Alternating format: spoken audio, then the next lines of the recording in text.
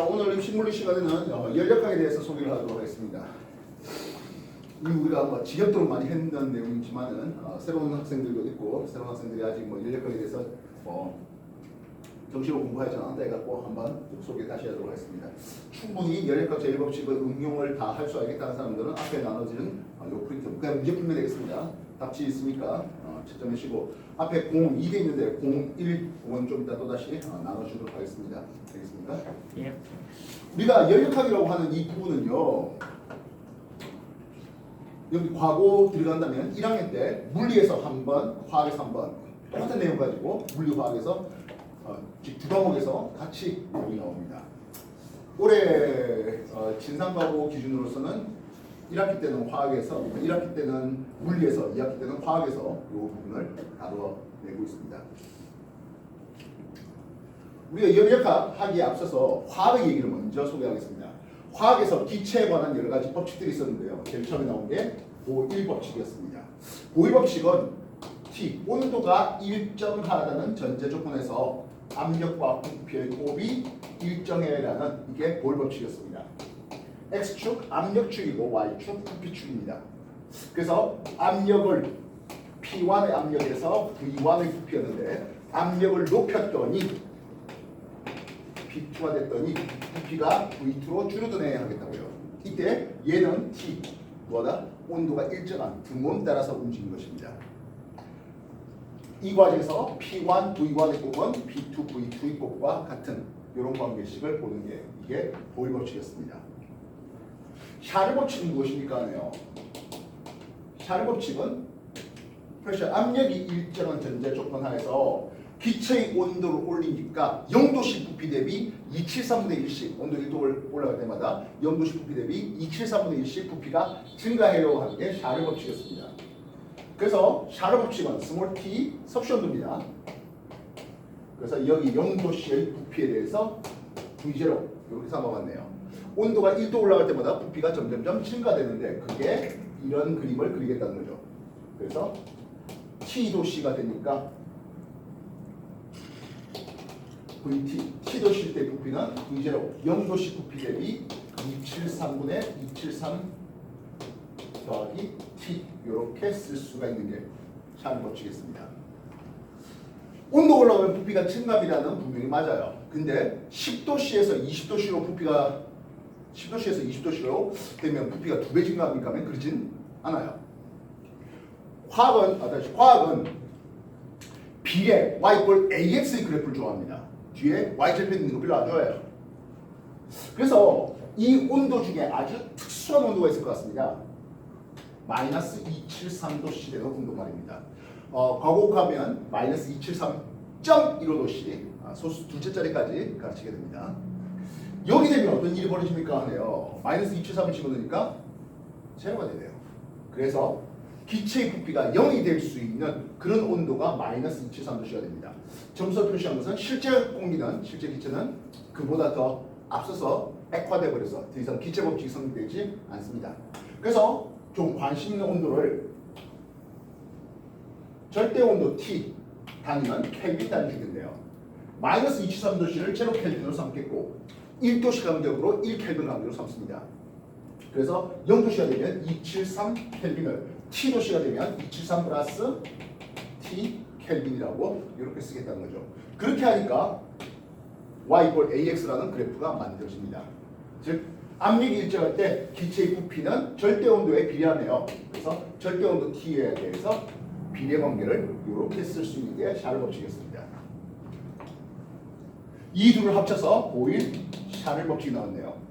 T분의 PV 값이 일정해 또는 T1분의 P1 V1 이꼴 T2분의 P2 V2 이렇게 쓰는 것이었습니다. 기체 반응 법칙이라는 게 있었습니다. 여기 중3 내신에서도 공부해봤겠지만 기체끼리 반응해서 기체를 생성할 때 반응하는 부피 비간에는 특정한 정수기가 있어 하는 게 게일리사에 밝혔습니다. 문제는 게일리사가 그렇게 기체 반응 법칙, 경험 법칙인데요. 왜 그런지는 몰랐어요. 그 왜 그런지에 대해서 설명한 사람이 아보가드로네요. 아보가드로는 온도하고 압력이 일정할 때 같은 부피 속에는 같은 개수의 분자가 들어있다. 이런 엄청난 가정을 했습니다. 그리고 실제로는 맞죠. 그래서 기체의 부피하고 분자의 개수가 뭐하다? 비례해. 부피가 같다면 그 안에 들어있는 기체 분자 수가 서로 같다. 즉 가벼운 수소 분자가 됐던 무거운 이산화탄소 분자가 됐던 0도씨 1기압에서 22.4리터라는 공간 부피에 6 곱하기 12 23승계라는 1몰개의 기체 분자가 들어있어 하는 내용이 나오게 됩니다. 그렇다면 이 두 개를 또 섞어보면 어떻습니까? 하네요. T분의 PV 값이 비례상수 K 대신에 기체상수 R을 넣겠습니다. 기체의 부피하고 분자의 개수가 비례하다 보니까 분자의 개수와 기체의 부피가 비례하다 보니까 비례상수로 기체상수 R을 넣네요. 그래서 최종적으로 이 모든 법칙을 다 만족하는 이상기체 상태 방정식이 나옵니다. 바로 PV 이꼴 nRT죠. 지금 우리가 이 보이다, 샵이다 하는 것들은 지금 화학적인 얘기를 하고 있습니다.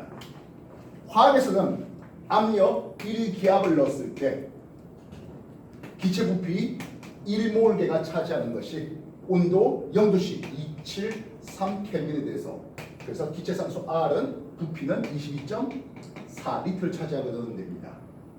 그래서 이상기체 상태 방식에서 요 R, 기체상수 R은 273분의 22.4 기압 리터 퍼 몰 켈빈 이렇게 쓰고 있습니다.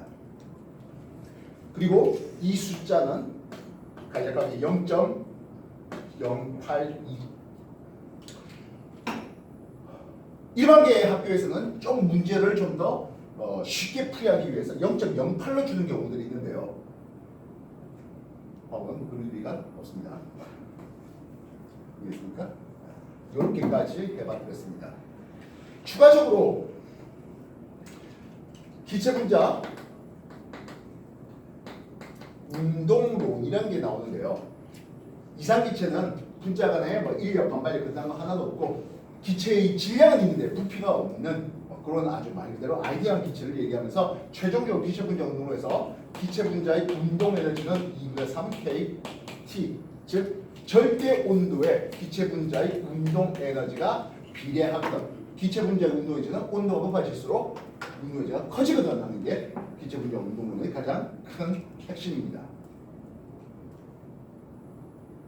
지금까지 한번 정리해 주십시오. 아니 당신들은 뭐 문제 풀면 되잖아. 다 아는 사람들은.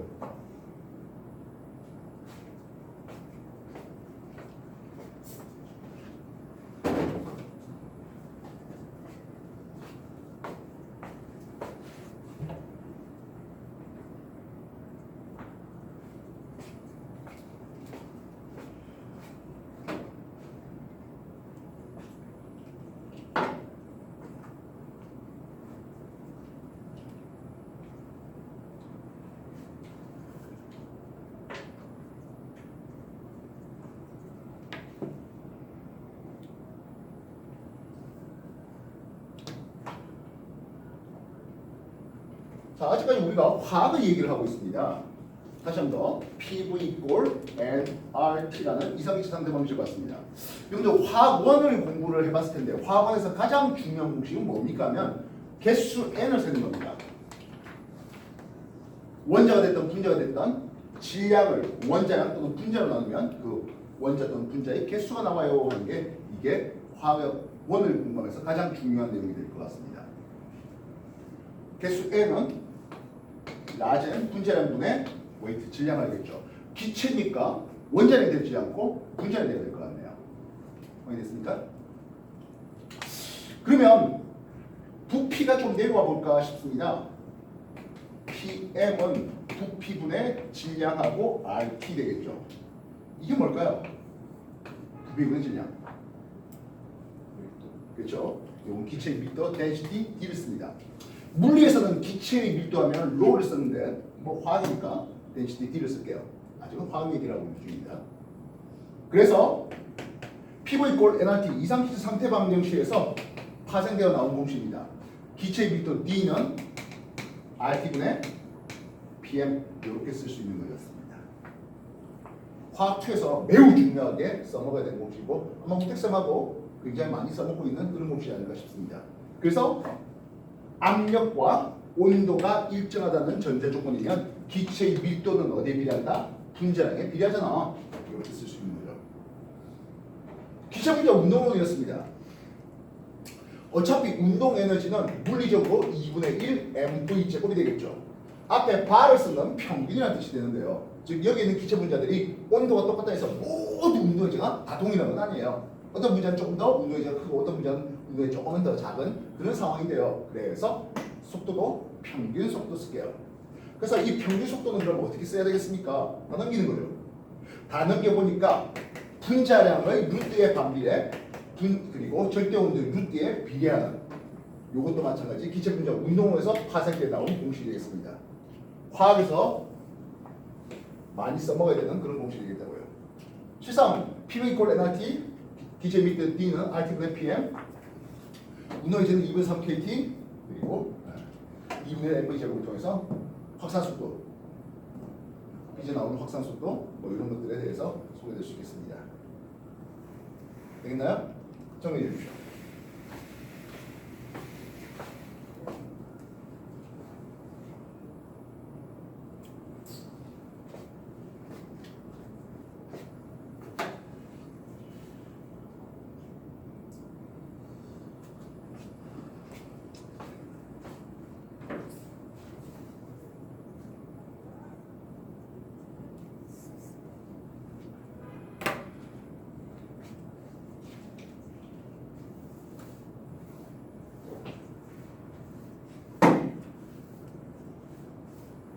자, 이번에는 물리 얘기로 넘어갑시다. 그러니까 우리가 이제 화학에서는 이제 기체 이런 것들을 하는 것을 물리화학이라는 걸 써요. 피지컬 케미스트리라고 있는 거고요. 물리에서 이제 연력학으로 이제 공부가 되고 있는 건데요. 압력의 의미는 무엇입니까 하네요. 압력의 함수는 단위 면적이 눌러주는 힘 되겠죠. 기체가 압력을 나타내고 있습니다. 뭐 여러분들한테 유체의 압력하면서 로지 H 이런 것들을 공부시켰는데요. 이제 그리고 지구과학에 들어가면 대기에서 또는 이제 물에서 그런 대기가 눌러주는 압력 또는 물이 눌러주는 압력 그런 것들을 해서 뭐 수압 경도, 기압 경도 이런 것들을 지구과학에서 공부하게 되겠습니다. 그렇다면 그런 것들이 압력을 나타내는 이유는 뭡니까 하네요. 기체 분자들이 이 용기벽을 부딪히는 과정을 볼 수 있겠죠. 부딪힌다는 것은 힘을 준다는 얘기가 됩니다. 그런 것들로 인해서 압력이 만들어집니다. 그래서 단위 면적에 눌러주는 힘으로써 즉 기체 분자가 용기벽을 두드리는 그 힘으로써 압력이 소개될 수 있겠습니다. 그래서 처음에 어떤 부피가 있었네요. 단위 면적 A가 있었습니다. 용기의 단위 면적이 있었고 부피가 있었고 기체 분자가 와 움직이는 이런 과정을 볼까 하겠네요. 이 상황에서 뭐 온도가 올라갔다든지 또는 주변에서 직접 뭐 이 빗손을 떼겠다든지 해서 기체의 부피가 늘어나는 케이스를 한번 생각해 보자고요. 부피가 변화되는 상황을 한번 생각해 보자고요. 뭐 부피가 늘어날 수도 있겠고 줄어들 수도 있는데 뭐 아무래도 설명이 용이한 게 늘어나는 것을 얘기해 줄 수 있습니다. 기체가 차지한 공간 부피가 늘어났습니다. 그래서 이 부피의 변화량은 했다면 요 실린더의 이동거리 D가 있겠죠. 그래서 단면적 A에 대한 이동거리 D가 나올 것 같네요. 물에서 열역학하잖아요. 열역학, 힘. 물에서 이제 기체에 대해서 한 일은 합니다. 워크, 일 하겠습니다. 얘는 압력과 부피의 변화량에서 여러분한테 소개됩니다. 압력이 뭡니까 하면 면적에 눌러주는 힘이라 했고요. 부피는 얼마 변했습니까 하는 부피의 변화량은 면적과 거리죠. 결국에 F 곱하기 D가 되네요. 힘과 이동거리가 있었습니다. 예, 우리 이것을 미리라는 이름으로 소개할 수가 있겠습니다. 기체가 팽창하면서 기체가 외부에 해준 일 하면 예, 압력과 부피의 변화가 되는 거죠. 앞에서 보일 법칙을 소개했습니다.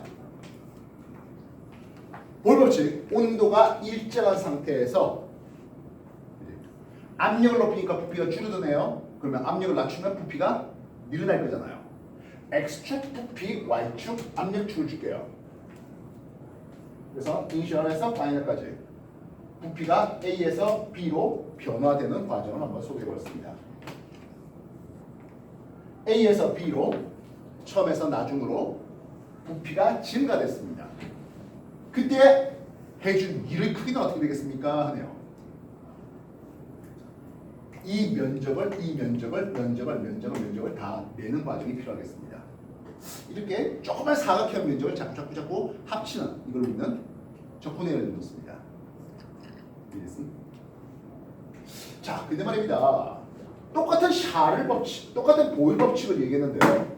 똑같은 보일 법칙인데 이건 화학에서는 X축을 압력축으로 줬어요. 근데 물리에서는 X축을 부피축으로 주고 있습니다.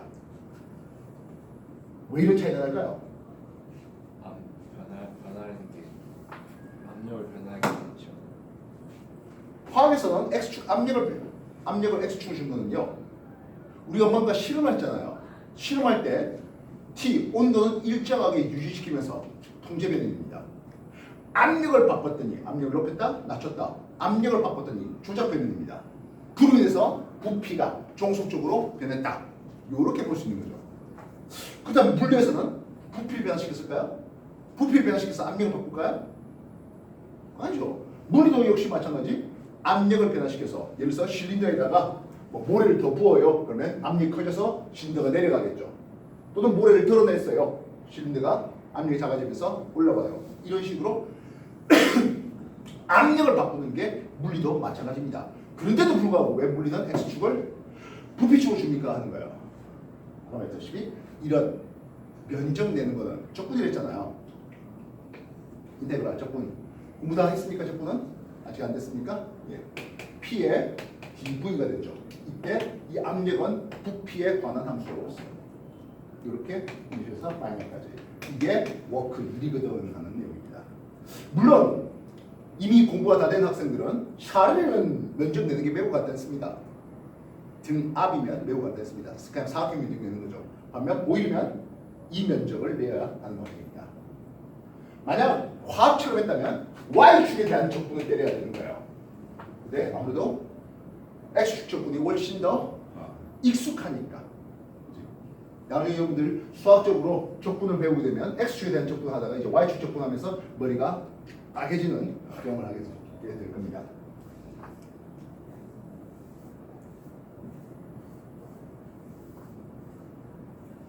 그래서 압력과 부피가 있었다면 그 아래쪽에 있는 면적이 워크 해준 일이라는데 물리에서 열 역학할 때 가장 중요한 개념이 되겠다고요. 그래서 X축, 부피축에 Y축, 압력축을 주는데요. 이니시에서 파이널까지 이렇게 변화했다면 이게 해준 일이 되는 거죠. 이해했습니까? 뭐 이렇게도 바뀔 수가 있겠습니다. 그 말은 부피의 변화가 없다면, 부피가 일정하다면, 화학에서 말하는 어떤 강철 용기에서 반응이 일어난다면 하는 그런 거죠. 그때 해준 일은 없네요. 부피 변화가 없다면 해준 일은 없다. 부피가 늘어났다면 기체가 외부로 일을 했다 되겠습니다. 쌤, 그러면 부피가 감소하면요 일을 받았다 이렇게 표현하면 되겠다. 이해됐어? 그래서 부피와 압력축에서 어쨌든 그 아래쪽에 면적인 뭐가 된다? 워크 1이 됩니다. 부피가 증가했다면 기체가 외부로 일을 했다.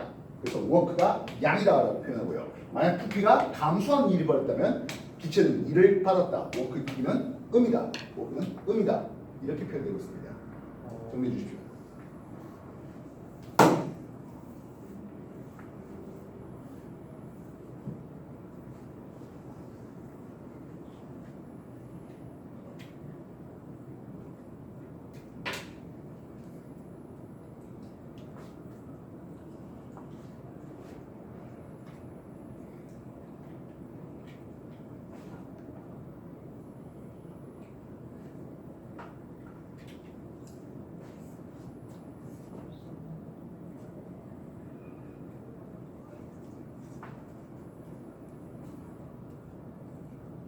앞에서 이상치상태 방식 P 이꼴 nRT를 한번 봤는데요.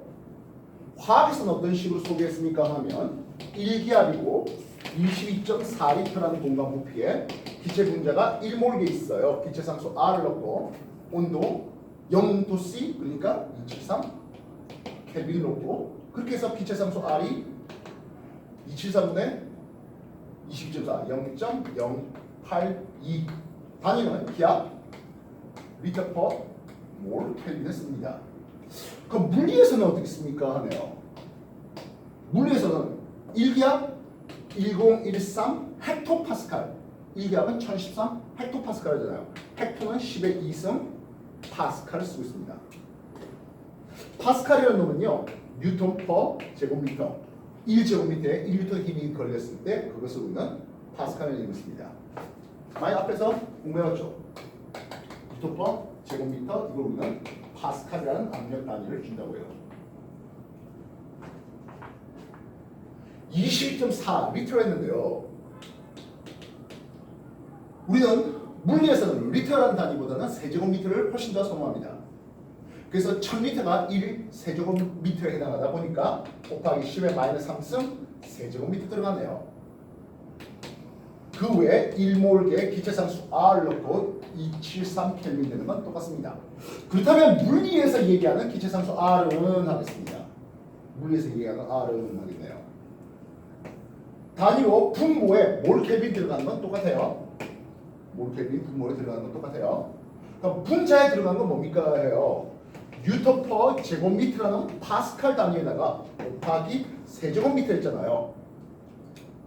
미터 제곱 세제곱미터 지우고 나니까 뉴턴 미터만 남습니다. 뉴턴 미터요? 뭐지? 줄이죠. 그래서 이 산수 계산을 해주면 8.31이라는 숫자가 나옵니다. 그래서 물리에서는 기체상수 R을 8.31 줄 퍼 몰 켈빈 이렇게 쓰고 있습니다.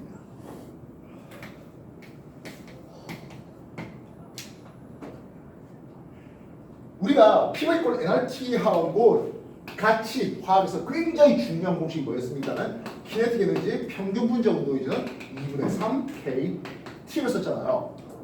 이 K가 뭡니까 하는 거예요. K는 볼츠만 상수라는 힘을 쓰는데요. 이 K는 기체 상수 R을 R과 숫자 N제로 즉 6 곱하기 10의 23승으로 나눈 그게 볼츠만 상수 K입니다. 그리고 이 운동 에너지는 기체 분자 한 분자의 운동 에너지가 되고 있습니다. 한 분자의 평균 운동 에너지예요. 그다음에 이 R은 0.08이가 좋을까요? 8.31이 좋을까요?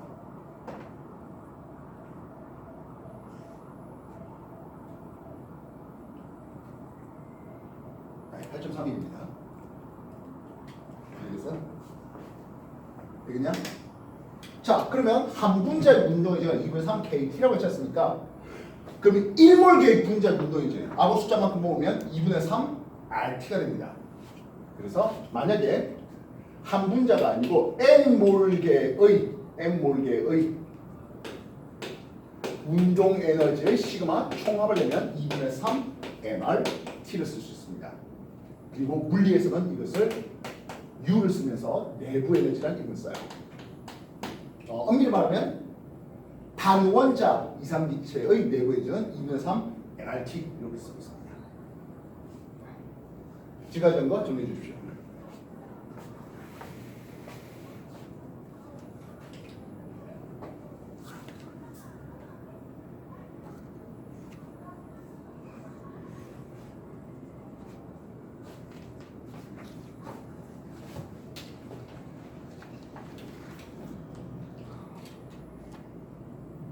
지금 앞에 프린트 풀고 있는 사람 25번까지 다 했다, 채점 다 했다는 사람들은 복사기에 새로운 프린트 하나 더 남아 있으니까 가져가세요.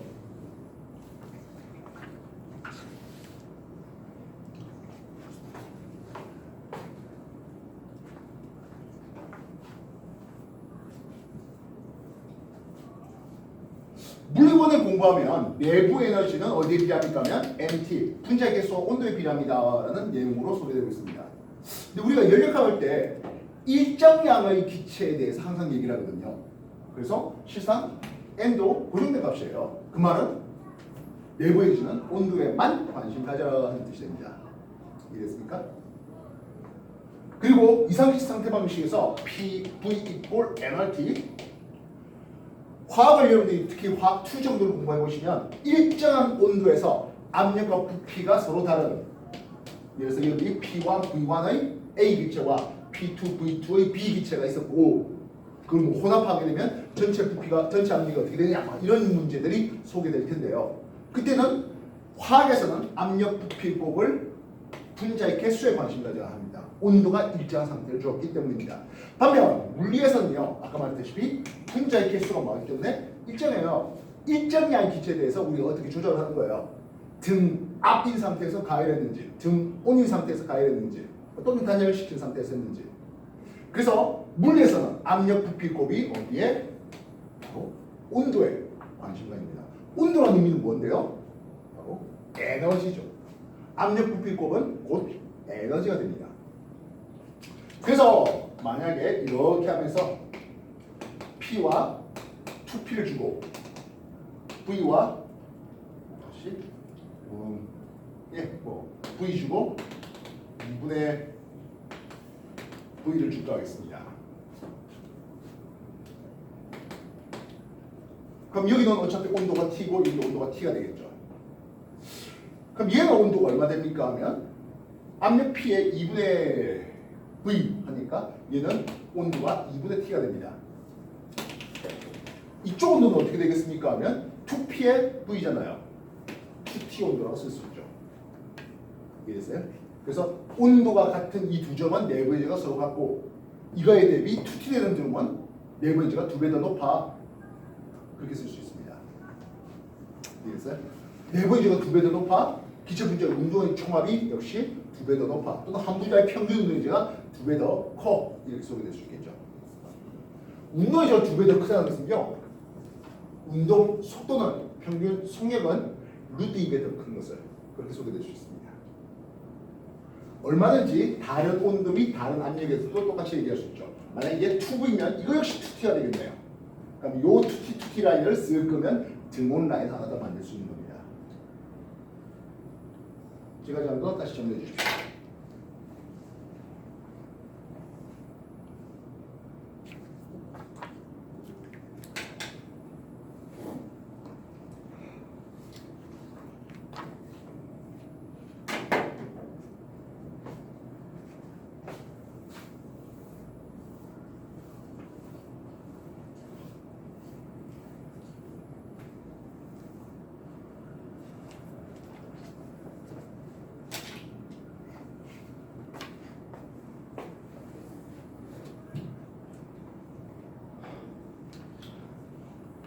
자, 오늘 수업의 하이라이트, 오늘 수업의 제목이 뭡니까? 연력학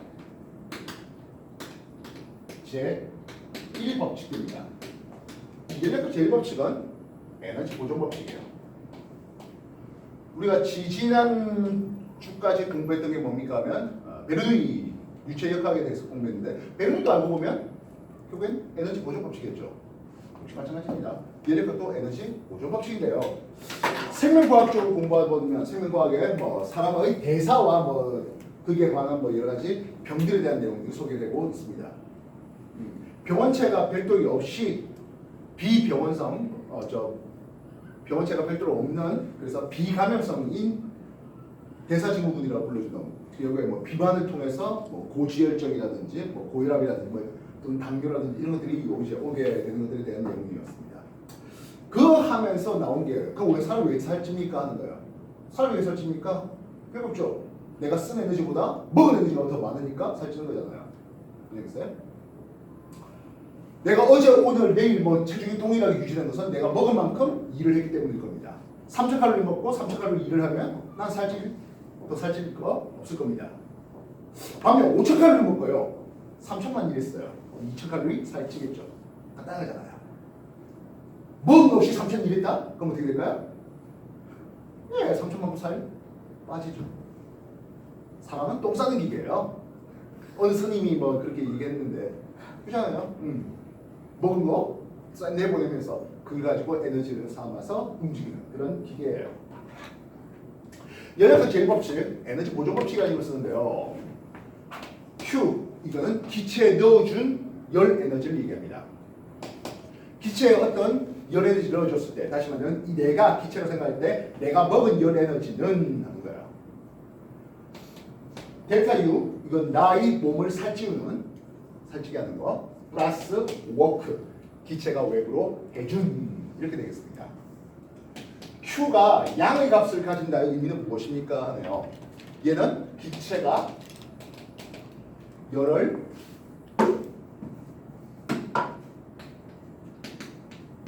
흡수했다라는 표현을 쓸 수 있죠. Q가 음의 값을 가지는 것은 당연히 기체가 열을 외부로 방출했다 라고 쓸 수 있겠습니다.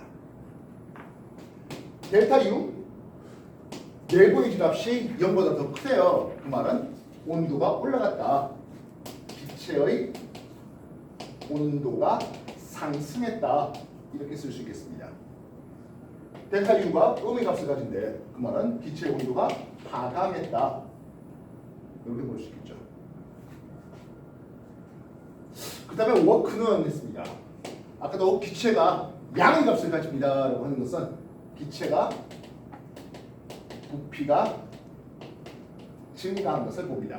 이때 기체의 부피가 증가한 것은 기체가 외부로 일을 했다. 이렇게 표현하고 있습니다. 워크가 음의 값을 가지는 것은 기체의 부피가 감소한 것을 얘기하겠고요. 이거는 기체가 외부로부터 일을 받았다. 이렇게 표현되고 있습니다. 국어 잘 하셔야 됩니다. 과학을 하려면. 시험 문제가 기체가 주체가 아니라 외부가 기체 이렇게 줄 때도 있습니다. 자, 어쩔 수 없죠. 이래서 기체가 외부로 일을 했다는 것은 외부에 있는 놈들은 그 기체로부터 일을 받은대요. 외부가 기체에 일을 했다고요? 그럼 기체는 일을 받았다는 거죠. 그런 얘기로 소개될 수 있는 겁니다. 정리해 주십시오.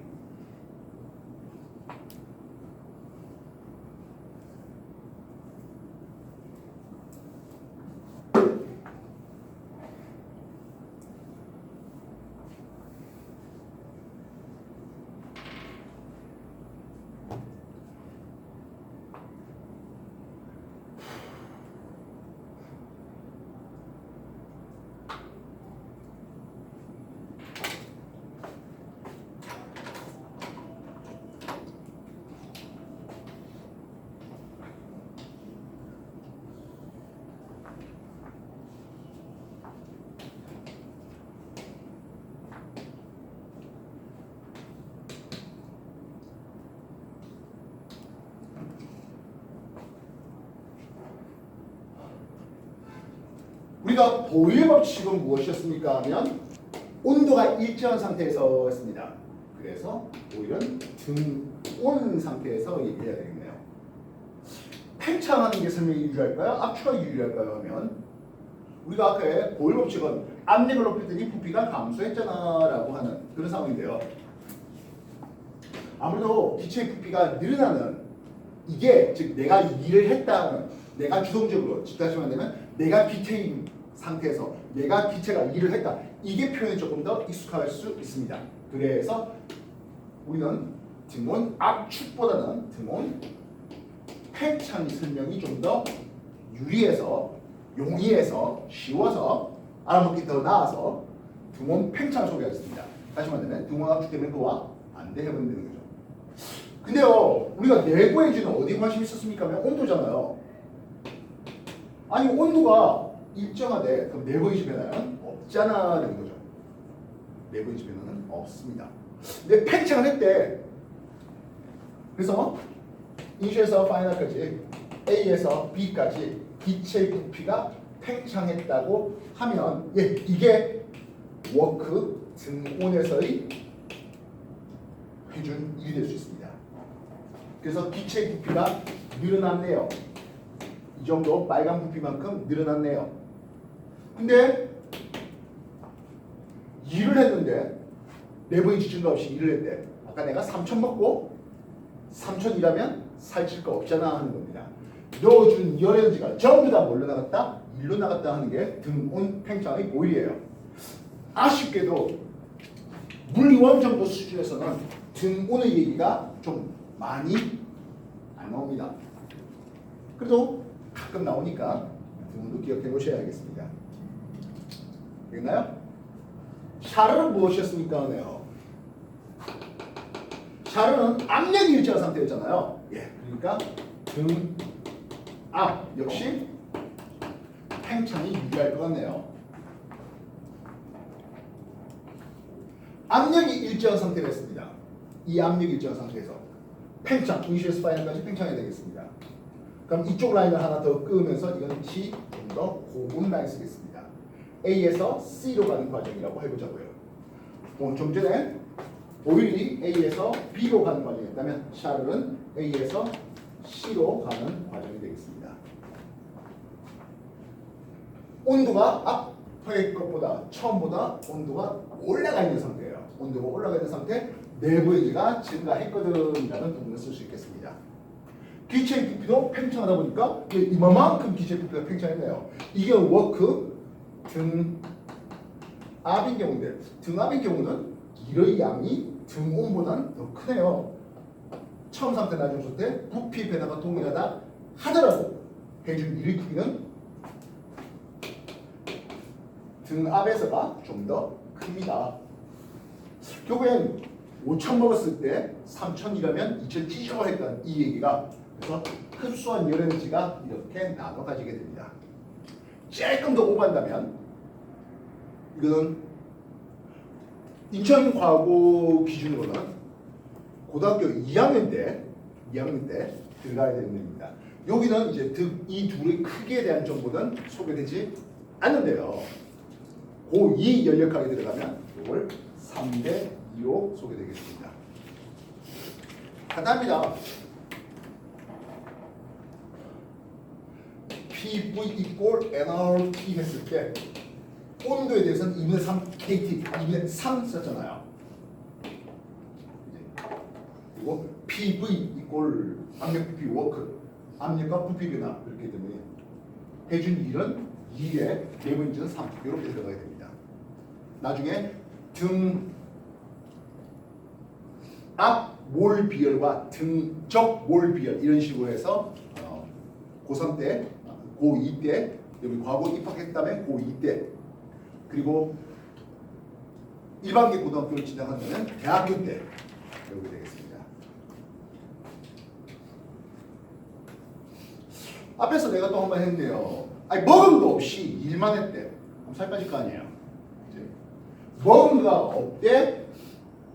열이 차단됐대. 단열 상태를 얘기합니다. 그리고 팽창해 볼까 합니다. 열출혈이 차단된 상태에서 팽창을 합니다. T 저온 라인을 하나 더 그릴게요. 어쨌든 팽창을 하라 했습니다. 근데 열출이 없답니다. 그럼 어떻게 된 겁니까?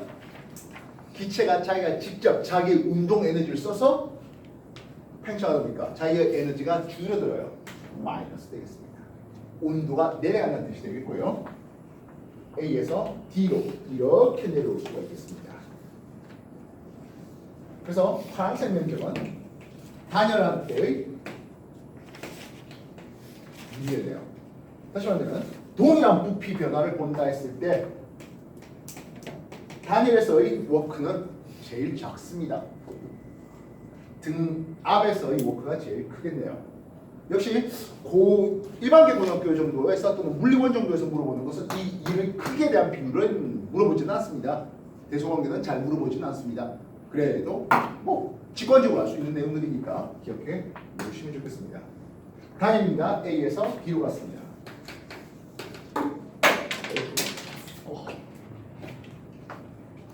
사람은 기초대사라는 게 있어가지고요.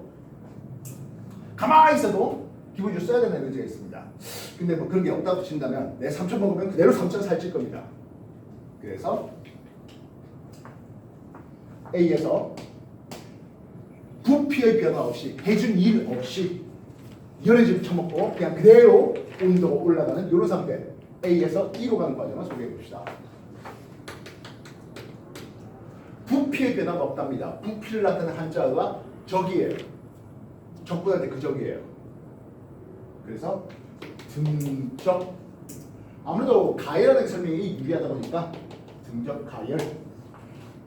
부피의 변화가 없이 해준 일 없이 결국에 먹은 열에너지가 내부인지로 100% 전환되는 관이 되는 거죠. 알겠습니까?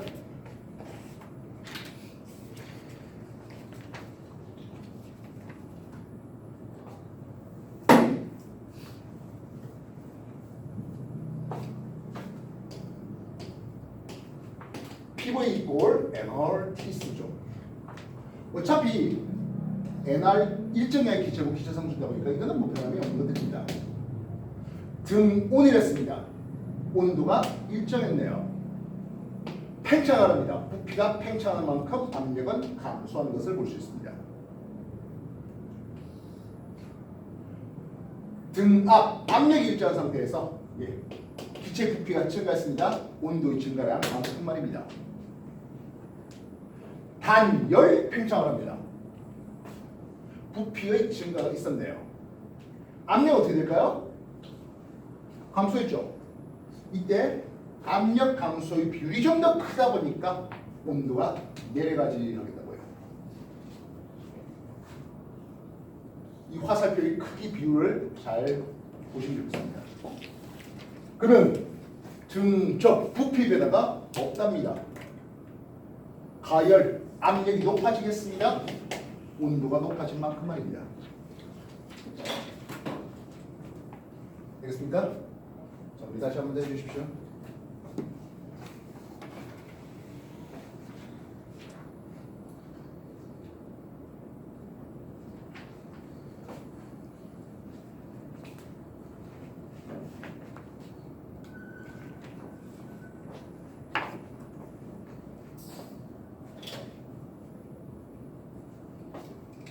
연료력 제1법칙이 있다면 뭐도 있을까?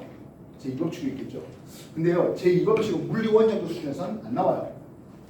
옛날에 나왔다가 물줄 넘겨봤어요. 뭐 그런 게 아니고 연료력 제2법칙이 있잖아. 별로 없는데 물줄 넘겼어요.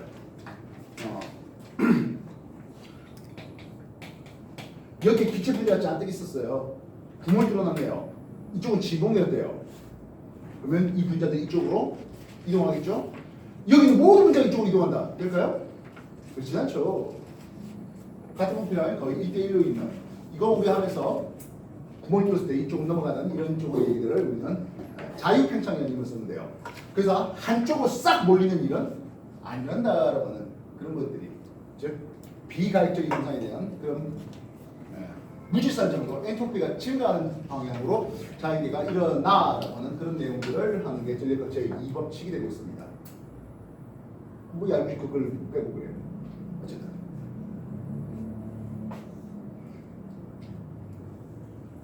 최종적으로 우리는 열기관이라는 이름을 쓸게요. 열에너지 받아서 고열원에서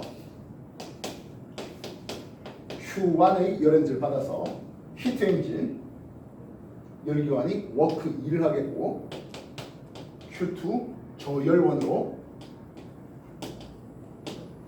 열 일부가 빠져나가는 이런 상황을 소개할까 합니다.